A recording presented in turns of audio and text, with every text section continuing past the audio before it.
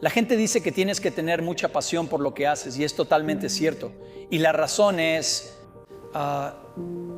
porque es tan difícil que si no la tienes, cualquier persona racional se rendiría. Muy bien, escuchaste sobre el tipo que pudo haber sido uno de los hombres más ricos de la historia, cofundó una de las empresas más grandes de la historia y se alejó de una fortuna que, en teoría, valdría cientos de miles de millones de dólares hoy en día. El nombre de este tipo es Ronald Wayne. Y Ron tiene 41 años cuando comienza la historia, en la primavera de 1976. Y él está trabajando en Atari, la compañía de Pac-Man, en Sunnyvale como dibujante principal, diseñando gabinetes y carcasas de arcade, y en la oficina tiene una reputación. Es conocido como el meticuloso, el hombre de los detalles, el tipo que lee los contratos 2 veces y se asegura de que cada punto esté en su lugar, el tipo que revisa todo antes de que salga. También es un tipo que 5 años antes vio fracasar su propia empresa. Así que si retrocedemos 5 años más, en 1971, Ron empezó un pequeño negocio fabricando máquinas tragamonedas para el mercado de Nevada. Siempre le ha encantado un poco la vida de Las Vegas. Y fracasó en menos de un año. Terminó debiendo dinero a proveedores, a clientes, a personas que habían confiado en él. Y mucha gente en este punto simplemente se habría declarado en bancarrota y se habría ido sin problemas. Ron es un tipo diferente. Él no hizo eso. Dijo, si debía dinero, lo iba a pagar. Y pagó cada dólar él mismo de su propio bolsillo. Y eso casi lo dejó en la ruina y le tomó años volver a levantarse. Y todo ese lío y esfuerzo le enseñó algo que nunca iba a olvidar. Cuando una sociedad se va a pique, cuando un negocio fracasa, el socio que tiene dinero es el que paga. Muy bien, ahora estamos de vuelta en 1976 en Atari. Y Ron conoce ahí a un joven de 21 años llamado Steve Jobs. Jobs también está discutiendo constantemente con un amigo, un prodigio de la ingeniería de 25 años llamado Steve Wozniak, quien construía computadoras en su habitación por diversión. Woz trabaja en HP y acaba de diseñar una de las placas de computadoras personales más elegantes que alguien haya visto. Jobs quiere venderla. Woz solo quiere regalar el diseño y no pueden ponerse de acuerdo en nada. Así que Jobs le pide a Ron que vaya a su departamento una noche para ayudar a mediar entre los dos. Después de una larga conversación, Jobs se convence de iniciar una empresa con Woz y con Ron. El 10% de esta empresa es para Ron. Su trabajo sobre el papel es servir de desempate. Su trabajo en realidad es evitar que estos dos chicos solo se peleen entre ellos. Así que el 1 de abril de 1976, en la sala de Ron, con el amigo de Woz, Randy Whittington, presente, Ron se sienta en su máquina de escribir y redacta él mismo el acuerdo de fundación de Apple Computer Company. 2 páginas y media. Jobs lo firmó, Woz lo firmó y Ron lo firmó. Apple ahora existía. Y Ron, según los términos de este documento, ahora es socio general en un negocio con 2 tipos que nunca han dirigido una empresa. Ahora él es socio general en papel, y según la ley de California, eso significa algo muy específico.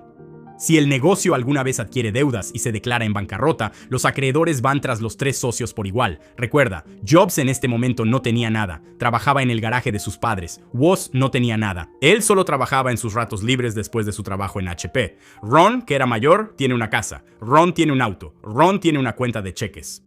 Ron tiene un historial crediticio que pasó los últimos 4 años reconstruyendo después de ese desastre con las máquinas tragamonedas. Así que él piensa para sí mismo. Si Apple le debe dinero a alguien, esa factura le va a caer solo a Ron. Y 11 días después, parece que eso es exactamente lo que va a pasar. Así que en los años 70 en el área de la Bahía había una tienda de computadoras. Se llamaba la Byte Shop, B-I-T-E.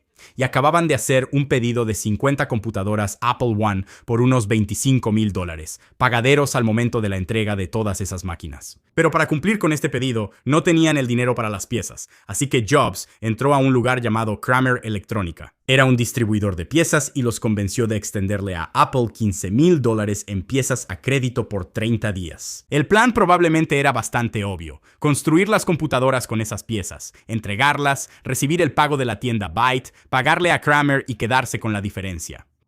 Ron no estaba convencido. La tienda Byte era una cadena minorista bastante nueva en ese momento, y su dueño tenía una reputación que a Ron no le gustaba, por tal vez no pagar las cuentas a tiempo. Esta parte de la historia tenía pocos detalles. Y si la tienda Byte no pagaba al momento de la entrega, entonces Apple le debería a Kramer $15,000 por piezas que no podrían vender. Los tres fundadores serían responsables por igual de esos $15,000. Ahora Ron piensa para sí mismo: he visto este escenario antes. Ya viví esto en 1971 y no quiero volver a pasar por lo mismo. Así que creo que esta historia está a punto de volverse aún más loca, pero quiero tomarme un momento para agradecer al patrocinador que nos ayuda a mantener las luces encendidas aquí. Pero quédate con la historia, porque la decisión que Ron está a punto de tomar dará lugar a los 12 días más costosos de la historia de los negocios. Y si eso no fuera suficiente, el segundo trato que hace años después de alguna manera hace que todo esto funcione. Muy bien, hablando de Ron, el tipo cuyo trabajo era leer los contratos 2 veces y luego revisar todo antes de que saliera de la oficina, él era el encargado de la documentación. Ahora, esa misma pila de trabajo, el correo electrónico y la rutina administrativa que prácticamente sepulta a cada persona cuidadosa en cualquier empresa estadounidense, la inteligencia artificial finalmente podrá manejarla en 2026. Y el patrocinador de hoy, Zapier, es cómo logré que funcionara. Así que Zapier, si nunca has oído hablar de ellos, conecta 9,000 aplicaciones. Y la parte que vale la pena mostrarte es el servidor MCP de Zapier. Suena complejo, pero en palabras simples, cualquier herramienta de IA que uses, las grandes, Claude, ChatGPT, la que sea, llama a Zapier MCP para llegar a tu aplicación real. Así que tu Gmail, tu Slack, calendario, Notion, para que tu IA realmente pueda leer las cosas y luego actuar sobre ellas. Así que esto es lo que construí. Lo llamé un agente para clasificar correos electrónicos. Así que cada mañana, Claude lee mi Gmail, clasifica todo en necesita respuesta, solo para tu información y simplemente basura, y redacta las respuestas que importan, y eso es todo. La configuración toma como 5 o 10 minutos, no sé programar, no escribí ni una sola línea de código.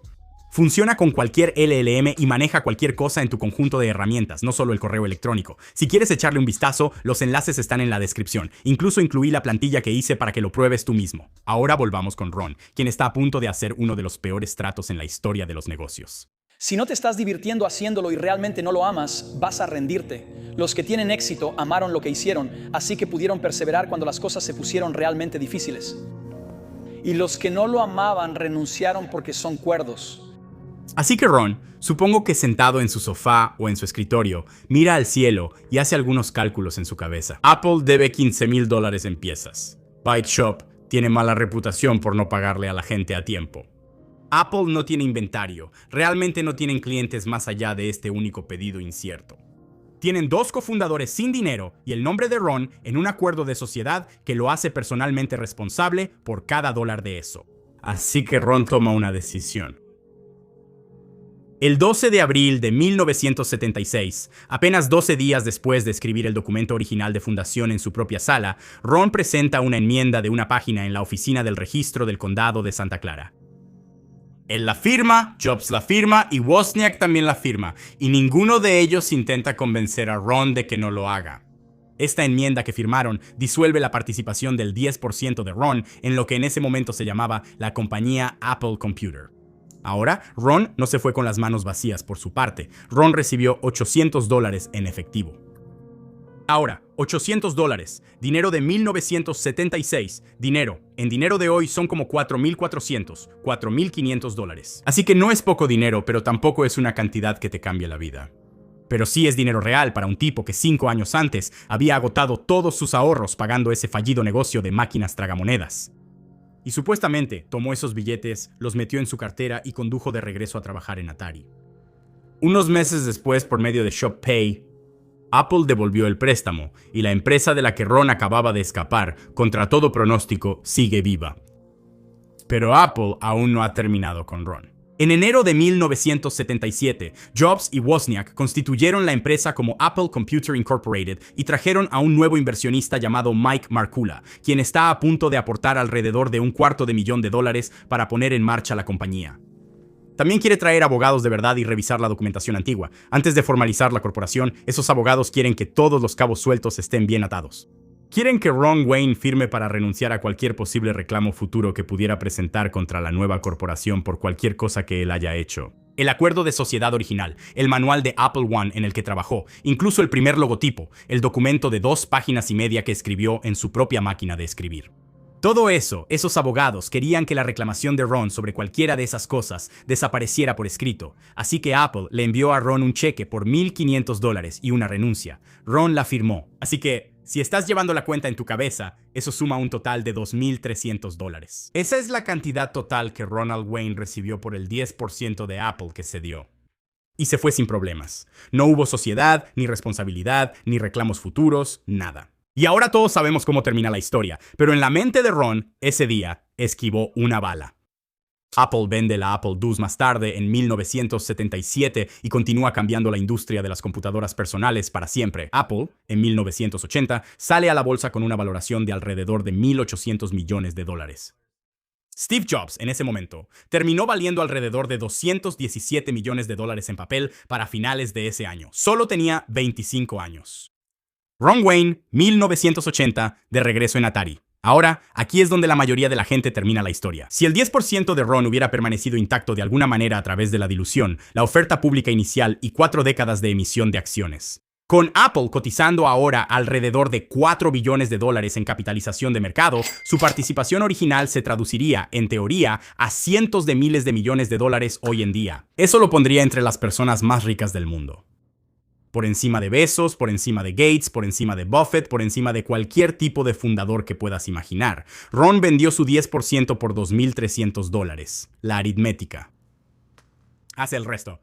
Es sin duda el peor trato en la historia de los negocios. Pero la historia no ha terminado. A mediados de los 90, Ron anda un poco corto de dinero. Todavía tiene el documento fundacional original que escribió a máquina en su propia sala en abril de 1976, con las 3 firmas. Así que se lo vende a un comerciante de manuscritos por $500. Ahora ese documento cambia de manos varias veces. Y en 2011, ese mismo documento va a subasta en Sotheby's. La casa de subastas estima que se va a vender por $15,000. El martillo baja en $1,600,000. La oferta ganadora fue de un multimillonario de Miami. Así que Ron, por supuesto, no ve ni un centavo de eso. Vendió ese contrato libre y claro en los 90. El comerciante que se lo compró por $500 lo volvió a vender. Y quien quiera que lo tenía en 2011 salió de Sotheby's siendo millonario. ¿Y qué pasó con Ron Wayne? Ahora vive una vida tranquila en Pahrump, Nevada. Todavía colecciona sellos y monedas raras en su casa, pero juega en las máquinas tragamonedas de centavos en los casinos locales. El primer producto de Apple que tuvo fue un iPad II que alguien le regaló en una conferencia. Y cada pocos años, los reporteros van a visitarlo y le hacen la misma pregunta que yo le haría. ¿Te arrepientes de algo de eso? Y sería fácil estar resentido, enojado y molesto. Y cada vez, supuestamente de manera muy tranquila, él da la misma respuesta. No. Él dice que si se hubiera quedado en Apple, habría sido el encargado de documentación, el que escribe los manuales y gestiona la logística, mientras Jobs y Woz construían el futuro. Él dice que el estrés de intentar mantenerse al ritmo de 2 veinteañeros habría acabado con él. Él dice que estaba parado a la sombra de gigantes. Y afirma que habría terminado siendo el hombre más rico del cementerio. Él dice que tomó la mejor decisión que pudo con la información que tenía en ese momento. Y duerme bien todas las noches.